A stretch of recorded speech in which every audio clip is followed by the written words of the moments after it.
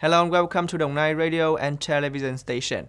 On September the 15th, under the chairmanship of National Assembly Chairman Vương Đình Huệ, the National Assembly Standing Committee commented on the draft work report for 2022 of the Supreme People's Court, the People's Procuracy, and the government's reports on the prevention and combat of corruption, crimes, and law violations. According to the reports, although the total number of law violations and crimes on social order decreased this year, the number of crimes such as high-interest loans in civil transactions increased by over 36%, and the number of crimes of corruption and ones relating to political positions increased by over 33%. With high political determination and strong action, the anti-corruption war continued to be promoted. Notably, there were 19 leaders who were handled for lack of responsibility for corruption. Appreciating the contents of 5 reports, the National Assembly Standing Committee suggested that the government, the Supreme People's Court, the Supreme People's Procuracy, and other agencies strengthen their inspection and focus more on the field of law, bidding, auction, management, land use, security, tax administration, contributing to preventing negativity, corruption.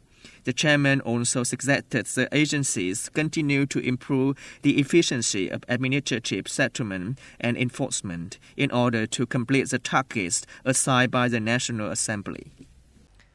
The 5-year term regulation for sale of social houses will be removed. This is one of the contents in a draft amended housing law which is being composed by the Ministry of Construction.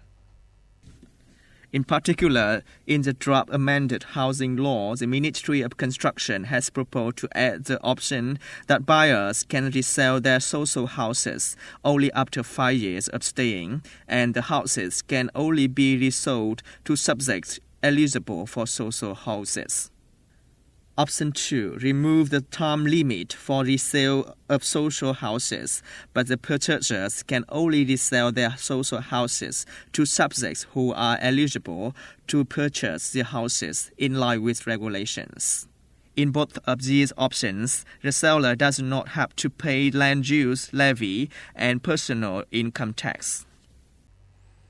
The Health Department of Ho Chi Minh City have just sent an urgent document to the People's Committee of Ho Chi Minh City and the Ministry of Health mentioning the lack of measles and DBT vaccines. There are 2 main kinds of vaccines in the free expanded immunization program for children. According to the Health Department of Ho Chi Minh City, from May to August 2022, the Center for Disease Control of Ho Chi Minh City, CDC, did not receive those kinds of vaccines from the Pasteur Institute in Ho Chi Minh City. They are included in the free expanded immunization program for children. At the beginning of August 2022, the Department of Health of Ho Chi Minh City sent a document to the Pasteur Institute mentioning the shortage of the vaccines, and on August 12th, the Pasteur Institute of Ho Chi Minh City sent 6,000 doses of DBT vaccines with expiry date on September the 5th to the CDC of Ho Chi Minh City. These vaccines are now used up. On August 31st, the Pasteur Institute in Ho Chi Minh City announced that its vaccine warehouse had run out of measles and DBT vaccines. Therefore, the Department of Health of Ho Chi Minh City requested the Ministry of Health to direct the National Immunization Program to allocate more vaccines in line with its resistant number to ensure the vaccination progress for people. At a press conference on September the 15th, Russian Foreign Ministry spokeswoman Maria Zakharova said that the U.S. will cross a red line and become a real party to the conflict in Ukraine if Washington decides to send long-range missiles to Kiev. Ms. Zakharova stressed that such a move will be tantamount to deploying medium-range ground-based missiles to Europe, and such weapons have been banned under Intermediate-Range Nuclear Forces Treaty (INF), which the U.S. withdrew in 2019 as directed by President Donald Trump.